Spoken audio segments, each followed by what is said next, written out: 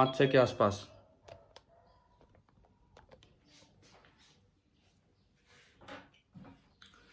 चलिए आज अभी इस क्लास में हम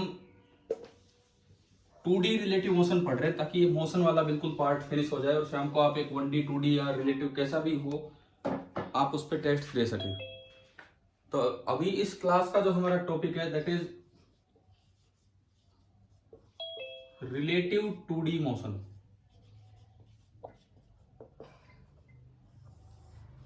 ये हम सीख रहे होंगे रिलेटिव 2D मोशन। देखो जैसे मान लो इसमें क्या होता है कि किसी एक के रिस्पेक्ट में दूसरा मूव कर रहा होगा, दोनों ऑब्जेक्ट या दोनों ऑब्जेक्ट एंड ऑब्जर्वर दोनों मूव करेंगे लेकिन सेम डायरेक्शन के लोग मूव नहीं करेंगे, कोई कहीं जाएगा कोई कहीं जाएगा।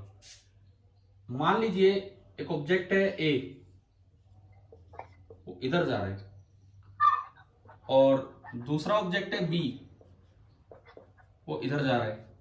इसकी वेलोसिटी है वी ए या v1 एंड इसकी वेलोसिटी है v2। अब अगर मुझे डिफाइन करना हो relative velocity of 1 with respect to 2, या यूं कहें relative velocity of A with respect to B, तो इसको सिंबल दिया जाता है वी ए बी। ये इसका सिंबल होता है वी ए बी, और ये जो वी ए बी होता है वी ए बी, इसकी डेफिनेशन होती है V A vector minus V B vector. ये कैसे आती है सुनो कि भाई आप जो भी ऑब्जर्वर है उसको रेस्ट पे लेके आओ। A with respect to B हम लिख रहे हैं, तो बताओ ऑब्जर्वर कौन है? बी। ये जो बी ऑब्जर्वर है तो इसको रेस्ट पे लाने के लिए अपोजिट डायरेक्शन में इतनी वेलोसिटी ऐड करनी पड़ेगी। अपोजिट डायरेक्शन में इतनी वेलोसिटी मतलब माइनस वी टू। जो इसमें ऐड किया वो इसमें भी ऐड करना पड़ेगा, तो माइनस वी टू इसमें भी ऐड होगा। अब ये बनेगी नेट वेलोसिटी जिसे हम कहेंगे v12 and v12 will be vector sum of v1 and minus v2। तो ये आपका बन गया va माइनस vb या v1 माइनस v2।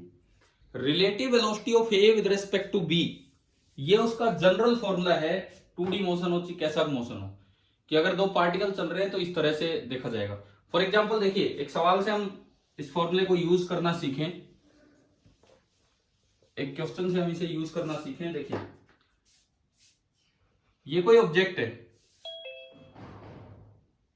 ये इधर जा रहा था with velocity 5 metre per second या मान लो 4 मीटर पर सेकेंड। एक दूसरा ऑब्जेक्ट है वो इधर जा रहा है with velocity 3 metre per second, और ये डायरेक्शंस हैं, ये ईस्ट है ये नॉर्थ है, इस तरह से दिखाया गया है। This is particle number 1 and this is particle number 2। अब आपसे पूछा जाए कि find velocity of 1 with respect to 2। 1 की वेलोसिटी 2 के रेस्पेक्ट में क्या होगी ये हमें देखना है। तो ऑब्जर्वर कौन बनाना होगा? ऑब्जर्वर कौन बना यहां पे? 2। तो 2 को आप रेस्ट पे लेके आए। 2 को रेस्ट पे लाना है तो अपोजिट डायरेक्शन में इसमें ये कर दीजिए 3 मीटर पर सेकेंड।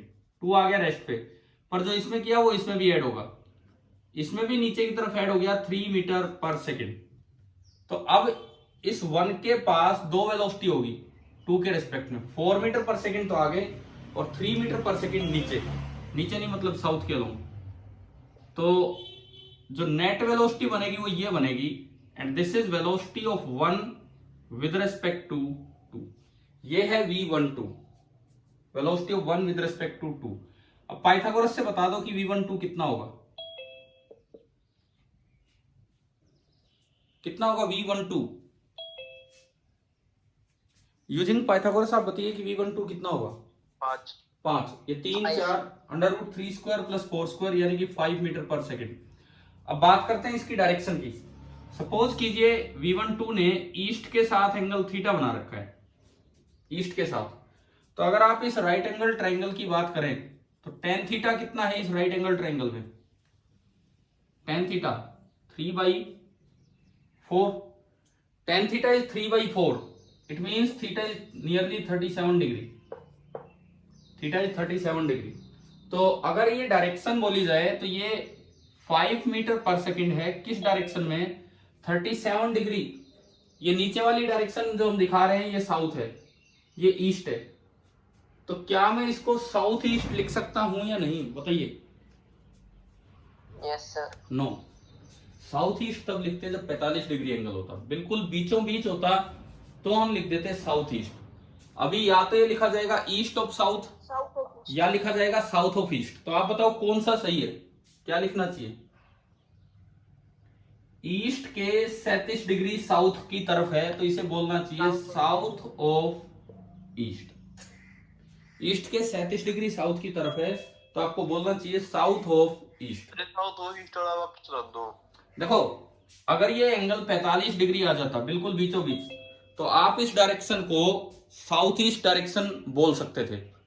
अगर ये बिल्कुल बीचों बीच आता तो आप इसको साउथ ईस्ट डायरेक्शन बोल सकते थे. लेकिन ये थोड़े एंगल पे आया है, कम एंगल पे आया है या 45 से अलग एंगल पे आया है तो ये बिल्कुल साउथ ईस्ट नहीं है. अब ये है 37 डिग्री ईस्ट के साउथ की तरफ. एक है ईस्ट के नॉर्थ की तरफ, एक है ईस्ट के साउथ की तरफ. तो this is 37 degree south of east. South of east का मतलब ईस्ट के साउथ की तरफ 37 डिग्री. ये मतलब है इस चीज का. आ गया समझ में कैसे लिखा हमने? हाँ भाई बोलो, हो गया क्लियर कैसे लिखा ये? Yes sir. ठीक है. Yes sir. ये तो हमने रिलेटिव वेलोसिटी एक बार निकालनी सीख ली कि कैसे एक ऑब्जेक्ट के रिस्पेक्ट में दूसरे की वेलोसिटी निकाली जाती है. अब देखिए इनका यूज कहां कैसे हो जाता है. जैसे रेन प्रॉब्लम्स आती हैं,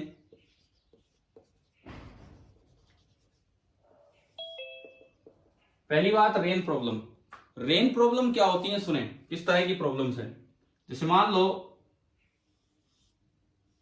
बारिश चाहे सीधी आ रही हो, बारिश चाहे सीधी आ रही हो, लेकिन जब आप भागना स्टार्ट करते हैं तो आपको अम्ब्रेला को थोड़ा आगे की तरफ करना पड़ेगा. अगर आप सीधी रखेंगे तो आप गीले हो जाएंगे, भीग जाएंगे. ये देखा है कि जैसे मान लो आप चलो अम्ब्रेला नहीं है आपके पास, अब बारिश आप खड़े थे कहीं तो बारिश सीधी आ रही थी. आप जैसे ही स्कूटर, बाइक या साइकिल किसी भी चीज पे चलने लगे तो आपको यूं लगेगा कि बारिश सामने से तिरछी आने लग जाती. कुछ ऐसा ऑब्जर्व किया है कभी? जैसे आप स्कूटर बाइक पे चलेंगे तो आपको लगेगा कि सामने से बारिश तिरछी आ रही है. ठीक है. कईयों को लगता है हवा चल पड़ी, कोई कुछ ना. अब देखो सुनो तरीका क्या है रेन प्रॉब्लम कि भाई आपको बारिश से बचना है तो किधर अम्ब्रेला करना होगा. सपोज कीजिए rain with respect to ground आ रही है वर्टिकल 4 मीटर पर सेकेंड से या 3 मीटर पर सेकेंड से. आप जब तक खड़े थे यहां पे तो आपको जो छतरी है वो बिल्कुल सीधी रखनी पड़ेगी बचने के लिए. लेकिन अब आप चल पड़े आगे की तरफ, आपने दौड़ना स्टार्ट किया और आपकी वेलोसिटी है वी मैन में लिखता हूं 4 मीटर पर सेकेंड. बारिश आ रही है 3 मीटर पर सेकेंड से, आपकी वेलोसिटी है 4 मीटर पर सेकेंड आगे. अब आपको अम्ब्रेला किधर करना पड़ेगा? जिस डायरेक्शन में आपको बारिश आती हुई दिखेगी. अब ऑब्जर्वर ग्राउंड नहीं है, ऑब्जर्वर ग्राउंड नहीं है, ऑब्जर्वर आप हो. आपको इसको ऑब्जर्वर बनाना है. तो बारिश से बचने के लिए अम्ब्रेला किधर करना होगा? इसको ऑब्जर्वर बनाना है. अगर इसको ऑब्जर्वर बनाना है तो इसको रेस्ट पे लाएं. रेस्ट पे लाने का तरीका भाई इसमें कितना सब्ट्रैक्ट कर दो पीछे की तरफ, 4 हो जाएगा. जो इसमें हुआ वो इसमें भी ऐड होगा, इधर 4. अब बारिश में आपके रिस्पेक्ट में 2 वेलोसिटीज होगी. अगर आप रिजल्टेंट निकालोगे तो आपको यूं लगेगा कि बारिश इधर से आ रही है. This is velocity of rain with respect to man. This is the velocity of rain with respect to man. मतलब आपको बारिश यूं आती नजर आएगी, यूं इस तरीके से. समझ गए हो क्या? चाहे बारिश सीधी आ रही थी लेकिन जैसे आप चलना स्टार्ट करेंगे आपको बारिश यूं आती नजर आएगी. ठीक है. अब आपसे पूछा जाए कि भाई 4 मीटर पर सेकंड जो ऐड करे वो बता दो.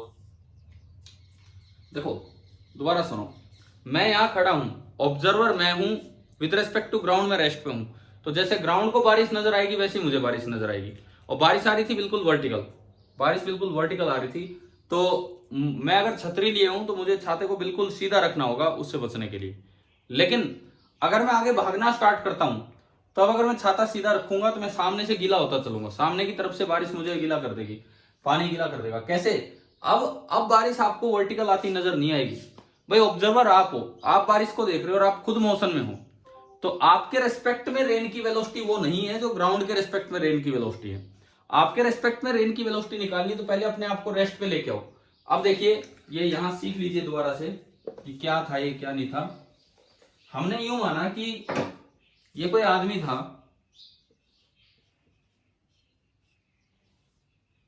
ये 4 मीटर पर सेकंड से जा रहा था और जो बारिश थी वो वर्टिकली डाउनवर्ड आ रही थी 3 मीटर पर सेकंड से, 3 मीटर पर सेकंड से। अगर मैन खुद ऑब्जर्व कर रहे हैं रेन को तो मैन को रेस्ट पे लेके आओ। विद रिस्पेक्ट टू मैन हमें देखना है कि बारिश किधर आती दिखेगी, तो इसको रेस्ट पे लाने का मतलब है कि 4 उधर था तो 4 इसमें इधर ऐड किया, तो इसमें ऐड होगा और रेन में भी ऐड होगा, तो रेन में भी आपने 4 ऐड कर दिया। ठीक है, ये 3 है ये 4 है। अब देखो, अब अगर आप पैरेललोग्राम कंप्लीट करते हो तो अब आदमी तो आप रेस्ट पे ला चुके हो मैथमेटिकली, लेकिन अब रेन में खाली 3 मीटर पर सेकंड नहीं, रेन में दोनों वेलोसिटीज होगी। तो इस आदमी को बारिश अब यूं तिरछी आती नजर आएगी, यूं इस तरह से। पहली बात तो ये बताओ ये समझ में आया कि नहीं आया? ऑब्जर्वर अगर आप खुद हो तो किस तरह से बारिश नजर आएगी। ठीक है, तो आप छतरी उधर ही करोगे जिधर से बारिश आ रही है, यानी कि आपको मतलब बारिश की स्पीड तेज हो जाएगी। हाँ तो हो जाएगी, बिल्कुल बिल्कुल बिल्कुल। वो तो आपको महसूस होगा, अगर आप तेज भागेंगे तो तेजी से आगे बारिश की बूंदें टकराएंगी। ठीक है, बिल्कुल स्पीड तेज हो जाएगी। ये है velocity of rain with respect to man, और आपको दिखना चाहिए ये 5 मीटर पर सेकंड हो गया, जबकि बारिश तो 3 मीटर पर सेकंड से ही आ रही थी। ठीक है, अब सुनो, अब बात यह है कि इसको अम्ब्रेला किस डायरेक्शन में करना पड़ेगा। अब इसको अम्ब्रेला थोड़ा सा आगे की तरफ करना पड़ेगा, आगे की तरफ। तो पूछा जाता है कि वर्टिकल से कितने एंगल पे आप छतरी को रखेंगे। तो देखिए आप इधर देख लीजिए, यहां पे मैं ये अम्ब्रेला बना रहा हूं, यहां पे इधर से आते हुए, कि भाई इस आदमी ने वर्टिकल से बचने के लिए, मतलब बारिश से बचने के लिए वर्टिकल के साथ ये एंगल बना रखा है अम्ब्रेला का। Let this angle be theta. तो अगर ये एंगल थीटा है तो ये भी थीटा होगा। बताओ, अल्टरनेट इंटीरियर एंगल। समझ में आया? ठीक है, तो और ये थीटा यहां से निकल ही गया, ये साइड 4 है, ये साइड 3 है, tan थीटा इज 4/3, तो आपका थीटा आ गया 53 डिग्री। मतलब आपको 53 डिग्री आगे की तरफ अम्ब्रेला को करना होगा ताकि आप इस बारिश से बच सकें। हाँ भाई बताओ, ये रेन प्रॉब्लम में रिलेटिव मोशन का क्या यूज है, क्या ये समझ में आया कि नहीं आया? यस ठीक है सर, अगर ये आदमी कम स्पीड से चलने लगे तो बारिश की दोबारा बारिश की स्पीड है, जितनी बारिश की स्पीड उतनी से चलेगा, 45 डिग्री पे आती दिखेगी रेन। बात तो वही है भाई। अगर ये 3 से ही चल रहा है, 3 पीछे ऐड करोगे 3 इसमें, तो ये tan थीटा 1 हो जाएगा और थीटा 45 डिग्री। और अगर ये रुका रहा तो बारिश बिल्कुल सीधी नजर आएगी इसको। अभी बताओ ये केस समझ में आया कि नहीं आया? सर ये 53 डिग्री वर्टिकल से है या ओरिजिन? वर्टिकल से। ये देखो ना, ये वर्टिकल लाइन है, वर्टिकल से एंगल थीटा है। ये लाइन और ये लाइन दोनों वर्टिकल लाइन है, पैरेलल लाइन है, ये एक ट्रांसवर्सल है। तो अगर ये थीटा है तो ये भी थीटा है। तो tan थीटा 4/3 तब होता है जब थीटा 53 डिग्री होता है। Direction north of east? North और ईस्ट कहां से आ गया यहाँ पे? ये कोई नॉर्थ है? अरे ये नॉर्थ है क्या? बारिश नॉर्थ से आती है क्या, ये बताओ? बारिश नॉर्थ से आती है कि ऊपर से आती है? ऊपर से आती है। फिर ये नॉर्थ कहां से हो गया? नॉर्थ ऊपर होता है क्या? नॉर्थ ऊपर होता है कि नॉर्थ आगे होता है? आगे होता है। नॉर्थ साउथ ईस्ट वेस्ट ये हॉरिजॉन्टल डायरेक्शन है और ऊपर नीचे वर्टिकल डायरेक्शन है। तो बोर्ड पे ऐसे बनाना पड़ता है और कुछ नहीं। समझ में आ रहा है? जैसे अक्सर बच्चों के दिमाग में गलतफहमी रहती है कि भाई नॉर्थ ऊपर है, और इसको देखो, जैसे अभी एक बच्चे ने बोला कि ये एंगल है east of north. East of north नहीं है। अगर नॉर्थ ऊपर होता, जैसे आपके घर हैं, कोई नया घर बनाता है तो बहुत आजकल जैसे वास्तुशास्त्र और इन चीजों का ध्यान, तो कई देखते हैं कि अपने घर का मुंह किधर है, तो किसी का नॉर्थ की तरफ होता है, किसी का ईस्ट की तरफ होते हैं कि नहीं? बताओ ऐसे। घर का मुंह किस साइड है देखते हैं, इन पे ध्यान दिया जाता है थोड़ा बहुत। अब मान लो किसी का घर का मुंह नॉर्थ की तरफ है, तो इसका मतलब वो ऊपर खुलता है, सीढ़ी लगा के उतरना होता है क्या उनको? उसका मतलब ये है कि किसी एक हॉरिजॉन्टल डायरेक्शन में नॉर्थ होगा। ठीक है ना, आगे ये बात समझ में, ये वाला क्वेश्चन। दूसरी चीज, relative motion in 2D। Sir इस डायरेक्शन क्या होगी फिर? डायरेक्शन जिधर आप जा रहे हो उस साइड वर्टिकल से आगे की तरफ। अब आप नॉर्थ में जा रहे हो तो नॉर्थ की तरफ, ईस्ट में जा रहे हो तो ईस्ट की तरफ, जिधर आप जा रहे हो उस साइड 53 डिग्री आगे झुका दो वर्टिकल से, ये डायरेक्शन है। ठीक है सर। ठीक है, चलिए अब दूसरी इसमें जो प्रॉब्लम्स आती हैं दैट इज, तो सर उस वाले में ईस्ट 53 डिग्री आएगा। क्या दोबारा बोलो? उस वाले क्वेश्चन में ईस्ट 53 डिग्री आएगी। ईस्ट किसने बोल दिया कि वो ईस्ट की तरफ जा रहा है? ये किसने कहा? कहीं दिया है क्या क्वेश्चन में? वो आगे जा रहा है, आगे जा रहा है, आगे क्या हमेशा ईस्ट ही होता है? डायरेक्शन के हिसाब से तो सर वो चेंज हो जाएगा। कैसे डायरेक्शन के हिसाब से ईस्ट हो गया बताओ? मैं कहता हूं कि मैन आगे की तरफ जा रहा है, तो ये कैसे हो गया कि ईस्ट की तरफ जा रहा है? अरे आगे तो कहीं भी हो सकता है, आगे का क्या मतलब है? किसी भी डायरेक्शन में जाओ, मैं आगे चल रहा हूँ। हॉरिजॉन्टल प्लेन में तो ऊपर की साइड नॉर्थ तो होता है, नीचे की साइड साउथ, इस साइड ईस्ट होता है सर। अरे इस साइड ईस्ट नहीं होता है, वो तो तब की बात है जब आप एक बोर्ड पे एक डायग्राम बना रहे हो, तब एक कंपैरेटिव बोला जाता है कि अगर इधर ईस्ट है तो इधर वेस्ट है, आगे हम नॉर्थ दिखाते हैं और पीछे साउथ दिखाते हैं। परंतु एक जगह पे एक रोड है और एक आदमी आगे जा रहा है, अगर वो रोड नॉर्थ की तरफ जा रहा है तो आदमी नॉर्थ की तरफ जा रहा है, रोड ईस्ट की तरफ जा रहा है तो आदमी ईस्ट की तरफ जा रहा है। एक रोड है वो तो हमेशा ऐसे ही दिखाया जाएगा। मान लो नॉर्थ की तरफ रोड जा रहा है तो हम ऐसे थोड़ी दिखाते हैं डायग्राम में कि भाई ये देखो ये आदमी जा रहा है नॉर्थ की तरफ, ऐसे थोड़ी दिखाते हैं। दोबारा बोलो एक मिनट, क्या कह रहे हो? क्वेश्चन में अगर डायरेक्शन पूछते तो क्या लिखें? क्वेश्चन में डायरेक्शन होगी 53 degree with the vertical towards forward direction of motion. ये डायरेक्शन है उसमें 53 degree with the vertical towards forward direction of motion. जिधर आप जा रहे हो उस साइड आगे झुका दो 53 डिग्री। कोई ईस्ट वेस्ट नॉर्थ साउथ तो आप बोल ही नहीं सकते उस सवाल में। समझ में आया कि नहीं आया? Yes sir. ठीक है, अब देखिए रिवर प्रॉब्लम, इनमें भी अपस्ट्रीम डाउनस्ट्रीम मैंने आपको उस समय बता दी थी जब 1D मोशन हम पढ़ रहे थे, relative 1D motion. River problem में देखिए ये कोई नदी है, अब ये मैं नदी की गहराई नहीं दिखा रहा हूं, ये नदी की चौड़ाई दिखा रहा हूं, मतलब ये टॉप व्यू है। आप ऊपर से जैसे हेलीकॉप्टर में बैठ के देख रहे हैं और आपको नदी का टॉप व्यू दिख रहा है। So this is not the depth of the river, this is the width of the river. ये है विड्थ ऑफ द रिवर। अब यहां सुनो, velocity of river this is VR।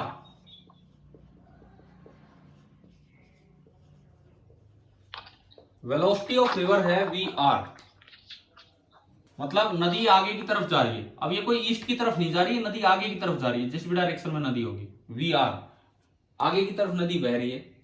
और एक हमने माना U में बोल रहा हूं velocity of man with respect to river, कि आदमी अपनी तरफ से जो कोशिश कर रहा है नदी में तैरने की, आदमी अपनी तरफ से जो कोशिश कर रहा है नदी में तैरने की, वो कितनी तरीके से कितनी स्पीड से चल पा रहा है, वो है VMR यानी कि U। मतलब अगर नदी नहीं चलती तो आदमी इस स्पीड से जा रहा होता, इस वेलोसिटी से जा रहा होता, और जो नेट वेलोसिटी बाहर से किसी को दिखेगी that is VM। This is the velocity of man, मतलब ये विद रेस्पेक्ट टू ग्राउंड है। देखो ये जो खाली लिखा है वेलोसिटी ऑफ रिवर, ये विद रेस्पेक्ट टू ग्राउंड है, velocity of man with respect to ground है, और जो VMR है this is the velocity of man with respect to river. अब देखो हमने एक फॉर्मूला पढ़ा, VAB का फॉर्मूला क्या होता है? VAB VA माइनस VB, पढ़ा है ना आज ही, V1 माइनस V2। तो यहां से अगर मैं वेलोसिटी ऑफ मैन निकालूं, वेलोसिटी ऑफ मैन, तो वो बन जानी है VMR प्लस VR, ये बन जाएगी VMR प्लस VR। मतलब जो आदमी कोशिश कर रहा है उसमें रिवर की वेलोसिटी जोड़ दो, वो नेट वेलोसिटी ऑफ मैन आ जाएगी। अब देखिए सपोज कीजिए इस आदमी ने यहां से यूं स्ट्रोक्स लगाने स्टार्ट किए बिल्कुल परपेंडिकुलर, ये इधर की तरफ तैरने लगा। ये खड़ा नहीं है यहाँ पे, ये लेटा हुआ है पानी पे लेटा हुआ और ये आगे जा रहा है। टॉप व्यू आप देख रहे हो। तो आदमी जो कोशिश करता है वो वेलोसिटी हमने बोली U, velocity of man with respect to river. इसमें जुड़ेगी वेलोसिटी ऑफ रिवर, तो इसमें वेलोसिटी ऑफ रिवर जुड़ेगी यूं, और उससे फिर ये आदमी इधर की तरफ रवाना हो लेगा, और ये नेट वेलोसिटी ऑफ मैन है जिसे हम बोल देते हैं VM। यानी कि ये आदमी यहां पहुंचेगा, इसने चलना यहां से स्टार्ट किया था t बराबर 0 पे, लेकिन जब ये नदी को क्रॉस करेगा तो ये देखो मुंह इसका इधर है, ये सोच रहा है मैं उधर जा रहा हूं, जबकि असल में ये यहां बाहर निकलेगा। मतलब ये हर समय इसको लग रहा है कि ये सीधा जा रहा है, ये तो अपनी तरफ से सीधा ही जा रहा है, परंतु नदी धक्का मार मार के इसको यहां निकाल देगी और ये यहां बाहर निकलेगा at time t equal to capital T। ये बताओ भाई, ये वाला अरेंजमेंट आया समझ में क्या हुआ है? ठीक है। पिछली जो थी रेन प्रॉब्लम वो एक अलग प्रॉब्लम थी, उसमें वेलोसिटी ऑफ रेन निकालनी होती थी विद रेस्पेक्ट टू मैन। इनमें क्या करना होता है, इनमें वेलोसिटी ऑफ मैन निकालना होता है विद रेस्पेक्ट टू ग्राउंड। तो वेलोसिटी ऑफ मैन आपको रिवर के रेस्पेक्ट में दे रखी है, उसमें रिवर की वेलोसिटी ऐड होगी और ये इधर पहुंच गया। अच्छा, इसने यहां से चलना स्टार्ट किया यहां पहुंचने के लिए, देखो इसका मुंह तो इधर है, ये जाना चाह रहा था यहां लेकिन पहुंच गया उधर। कितना उधर गया उसको बोलते हैं ड्रिफ्ट। कितना इधर से उधर की तरफ गया उसे नाम दिया जाता है ड्रिफ्ट, कि भाई ये इतना उस साइड ड्रिफ्ट कर गया। क्लियर? ड्रिफ्ट ये डिस्टेंस है, विड्थ ये विड्थ है, ये ड्रिफ्ट है, और जो इसका डिस्प्लेसमेंट है वो ये है S। अच्छा, अब पहली चीज मैं लिखना चाहूं time taken to cross the river. Suppose कीजिए मैं लिखना चाह रहा हूं यहां पे कि टाइम कितना लगा, तो टाइम का फॉर्मूला होगा डिस्प्लेसमेंट अपॉन वेलोसिटी। भाई डिस्प्लेसमेंट कितना हुआ इसका S और वेलोसिटी VM। इसमें जो नॉन चीजें हैं जो हमें पता है, एक तो विड्थ ऑफ द रिवर पता है, एक U पता है और एक VR पता है। मुझे तीन चीजें पता है, मुझे इनकी टर्म्स में टाइम लाना है। ना तो मुझे S पता ना VM पता, ना मुझे S पता ना VM पता। चलो VM तो आ जाएगा यहाँ पाइथागोरस से। VM कितना आएगा बताओ? VM पाइथागोरस से under root of U square plus VR square. ठीक है, लेकिन ये टाइम कहां से लाए, तो इसके लिए सिमिलर ट्राइंगल का यूज करो। आप यूं बताओ, ये एक छोटी ट्राइंगल और एक ये बड़ी ट्राइंगल, दोनों सिमिलर हैं कि नहीं? है ना, एक एक एंगल 90-90 का हो गया, एक एक कॉमन हो गया, तो दोनों सिमिलर हैं। सिमिलर हैं तो साइड्स का रेशियो भी सेम होगा। तो S उसकी साइड अपॉन VM बराबर W अपॉन U बराबर ड्रिफ्ट अपॉन VR। तो ये इक्वेशन बनी बराबर W अपॉन U बराबर ड्रिफ्ट अपॉन VR। अभी बताओ क्या ये यहां तक समझ में आया कि नहीं आया? टाइम कैसे निकाला है? अब इनमें से ये चीजें नॉन है, ये चीजें नॉन है, तो बताओ कौन सा रेशियो आपको टाइम की वैल्यू दे रहा है? कौन सा रेशियो आपको टाइम की वैल्यू दे रहा है? बीच वाला। तो time taken to cross the river हो गया W/U। अच्छा, उसके बाद देखो ड्रिफ्ट कैसे निकाले, इसी से देख लो, इसी से W पता है, U पता है और VR पता है, तो ड्रिफ्ट आ जाएगा। अगर आप यहां से ड्रिफ्ट निकालते हैं तो ड्रिफ्ट आपका हो गया W into VR upon U। ये बताओ ड्रिफ्ट आ गया समझ में? हाँ जी, ड्रिफ्टिंग आई, क्लियर हुई?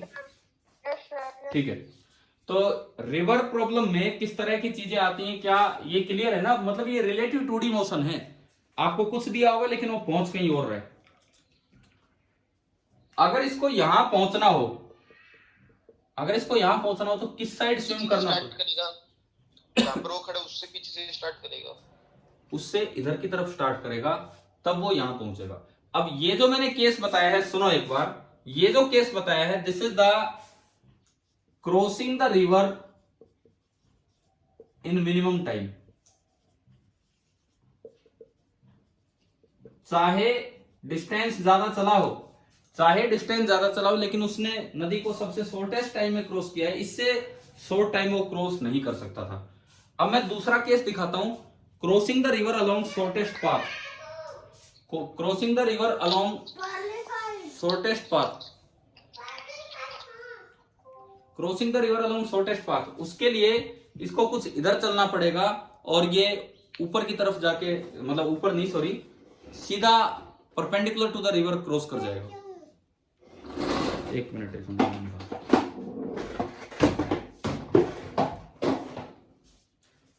देखिए सेकंड केस लेते हैं, crossing the river along shortest path. एक बार ये और देख लेते हैं। रिवर प्रॉब्लम में आपकी 4 प्रॉब्लम होगी फिर, upstream, downstream, crossing the river in shortest time and crossing the river along shortest path.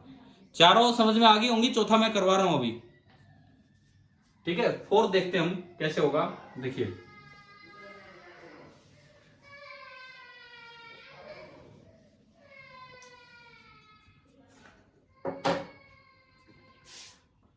ये रिवर है, इस रिवर की विड्थ है W, और अगर आपको शॉर्टेस्ट, देखो रिवर आगे जा रही है विद वेलोसिटी VR, रिवर आगे जा रही है विद वेलोसिटी VR। आप अगर यहां पहुंचना चाहते हैं बिल्कुल शॉर्टेस्ट पाथ के अलोंग, तो आपको इधर की तरफ चलना होगा, इस साइड, और इसकी जो वेलोसिटी है दैट इज U, इसकी वेलोसिटी U है। ये थोड़ा इधर आया किसी एंगल थीटा पे, इस तरह से पीछे की तरफ। एक चीज ये होनी चाहिए कि U must be greater than VR, नहीं तो क्रॉस करके यहां नहीं पहुंच पाएगा, नदी इसको बाहर ले जाएगी और दूसरी साइड ही जाएगा। अगर आप यहां पहुंचना चाहते हैं तो कंडीशन होती कि U की जो मैग्नीट्यूड है वो VR से बड़ा हो, नहीं तो आप क्रॉस करके यहां नहीं पहुंच पाएंगे इसमें, ठीक है। देखो इसके बाद देखिए, U में जुड़ेगा VR और उससे बनेगा नेट VM। इस बार बताओ VM कितना होगा पाइथागोरस से, इस बार VM कितना होगा, बोलो। √U² - VR। हाँ, पिछली बार प्लस VR² था, इस बार माइनस VR² है, √U² - VR²। इस बार ड्रिफ्ट कितना होगा, ड्रिफ्ट कितना होगा, 0। इस बार डिस्प्लेसमेंट कितना होगा, डिस्प्लेसमेंट, ये ऐसे जा रहा है, ये इसको लग रहा है मैं टेढ़ा जा रहा हूं लेकिन ये पहुंचेगा यहां। डिस्प्लेसमेंट कितना होगा इस बार, W, यही तो है डिस्प्लेसमेंट, ये सीधा गया S बराबर W। तो इस बार तो टाइम टेकन डायरेक्ट आ रहा है S/VM, इधर S/VM दोनों आपको पता है, पिछली बार तो पता नहीं थे तब सिमिलर ट्रायंगल का यूज किया। S की वैल्यू है W और VM की वैल्यू है √U² - VR²। परंतु ये डिफाइन तब होगा ना जब ये पॉजिटिव हो, अंडर रूट के अंदर अगर नेगेटिव आ गया तब तो ये बन ही नहीं पाएगा, तो इसीलिए U should be greater than VR, तब जाके ये कैलकुलेट, ये ऐसे क्रॉस कर पाएगा। अब आप बताओ क्या आपको चारों केस रिवर क्रॉसिंग के या रिवर प्रॉब्लम के समझ में आए, अपस्ट्रीम, डाउनस्ट्रीम, एक शॉर्टेस्ट टाइम और एक शॉर्टेस्ट पाथ। हाँ भाई क्लियर है कि नहीं बताइए सर। ये लास्ट वाला एक बार थोड़ा दोबारा बता दो। देखिए आप शॉर्टेस्ट पाथ के लोग जाना चाहते हो तो यहां से वहां जाने का शॉर्टेस्ट पाथ तो यही है कि आप बिल्कुल परपेंडिकुलर चले जाए, क्योंकि और कहीं भी गए तो पाथ थोड़ा बड़ा होगा। इसका मतलब आपको ऐसे जाना होगा कि ड्रिफ्ट 0 हो, तो उसके लिए आपने क्या किया, थोड़ा अपोजिट डायरेक्शन में चलना स्टार्ट कर दिया। नदी आगे बह रही थी तो मैं इस साइड चलने लगा ताकि मुझे नदी धक्का मार मार के, मैं उधर जा रहा हूं, नदी कुछ धक्का मार रही है, मैं अल्टीमेटली यहां पहुंच जाऊं। मतलब मैं इस तरह चलूं कि मुझमें मेरी वेलोसिटी जो विद रिस्पेक्ट टू रिवर है उसमें जब वेलोसिटी ऑफ रिवर ऐड हो तो जो नेट वेलोसिटी बने वो VM बन जाए, वो सीधी ऊपर की तरफ बने। अब पाइथागोरस से इस बार VM आ रहा है √U² - VR²। पिछली बार प्लस आ रहा था क्योंकि पिछली बार वीएम हाइपोटेन्यूज था, इस बार यू हाइपोटेन्यूज है और वीएम इस तरह से है। पहले तो ये बताओ क्या वेलोसिटी देखनी आ गई यहां तक? अब देखो time taken to cross the river constant velocities वाले में होते हैं एस अपॉन वीएम, यही होता है time taken to cross the river S upon VM. अब एस अपॉन वीएम में कोई सिमिलर ट्रायंगल जाने की जरूरत ही नहीं, क्योंकि इस बार दिख रहा है displacement width of the river है एंड वीएम डायरेक्ट आ रहा है, तो टाइम टेकन भी आ गया और ड्रिफ्ट भी आ गया, तो किसी सिमिलर ट्रायंगल पे जाने की जरूरत ही नहीं। तो अब बताओ कि आपको रिवर प्रॉब्लम के चारों केस क्लियर हैं कि नहीं? अपस्ट्रीम थीटा कैसे निकालेंगे? थीटा कैसे निकालेंगे? देखिए आपको क्वेश्चन में क्या क्या दिया होता है, मैंने अभी बताया था। क्वेश्चन में 3 चीजें दी होंगी, W, U and VR। U भी पता है, VR भी पता है। इस ट्राइंगल में साइन थीटा लगा दो। साइन थीटा कितना होगा बताओ? साइन थीटा कितना होगा इस ट्राइंगल में? VR upon U।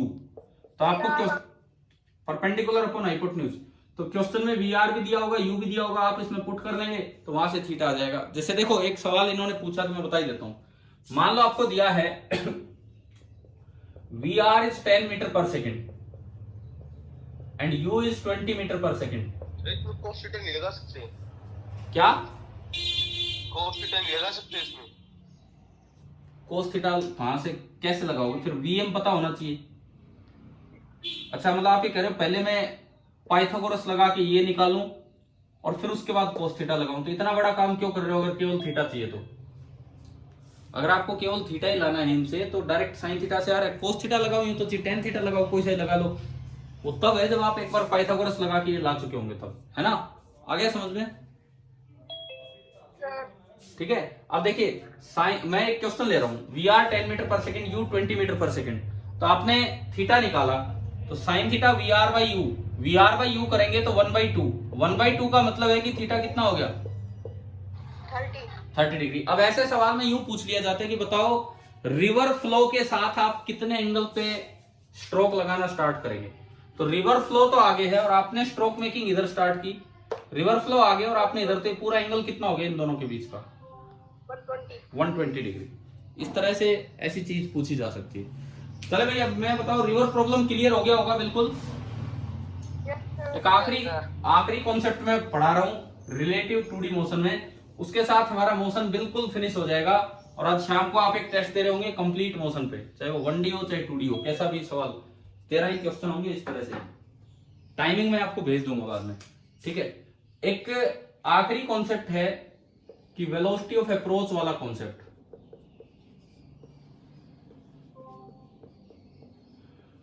Velocity of approach, पहले तो मैं आपको यह बता दूं कि वेलोसिटी ऑफ अप्रोच होती क्या है। ये A है, ये B है, या मैं यूं कहूं this is 1 and this is 2। Suppose कीजिए 1 इधर जा रहा है with some velocity v1 at an angle θ1, 2 इधर जा रहा है with some velocity v2 at an angle θ2। तो अगर मुझसे पूछा जाए कि इनकी वेलोसिटी ऑफ अप्रोच क्या है, रिलेटिव वेलोसिटी नहीं, वेलोसिटी ऑफ अप्रोच, मतलब इनके बीच की दूरी किस हिसाब से कम हो रही है, तो आप क्या करेंगे, यहां से एक परपेंडिकुलर डालेंगे और यहां से एक परपेंडिकुलर डालेंगे इस लाइन के ऊपर। किस लाइन के ऊपर? Line joining 1 and 2, line joining 1 and 2। आप इसका कंपोनेंट कर लेंगे तो जिधर एंगल होता है उधर कोस आता है, याद है ये आपको? तो इसका कंपोनेंट तो आया v1 cos θ1। ऐसे ही जब आपने इसका कंपोनेंट किया ये, तो ये आया v2 cos θ2, ठीक है। अब देखो दोनों इस सेपरेशन को मिलके कम करना चाह रहे हैं, ये 6 मीटर पर सेकेंड आ गया, ये 4 आ गया, तो velocity of approach 10 metre per second होगी। तो दोनों इस तरह से आ गए, तो v अप्रोच आपका बन जाएगा v1 cos θ1 plus v2 cos θ2, ये आपका बनेगा वेलोसिटी ऑफ अप्रोच। क्या ये आया कि नहीं आया समझ में कैसे किया है? ठीक है। अगर ऐसा होता कि ये v2 उधर होता, अगर ऐसा होता कि ये v2 इस साइड में होता किसी एंगल θ2 पे, तो आप फिर से इसका कंपोनेंट करते और ये आगे की तरफ बनता v2 cos थीटा 2। अब देखो v1 तो उसको अप्रोच कर रहा है लेकिन v2 दूर भाग रहा है। आप 10 मीटर पर सेकंड से आ रहे हो, वो 4 मीटर पर सेकंड से आगे भाग रहा है, तो आपकी वेलोसिटी ऑफ अप्रोच कितनी है? 6। यानी कि अब अगर ऐसा डायग्राम बने तो यहां पे आएगा v1 cos theta 1 minus v2 cos theta 2।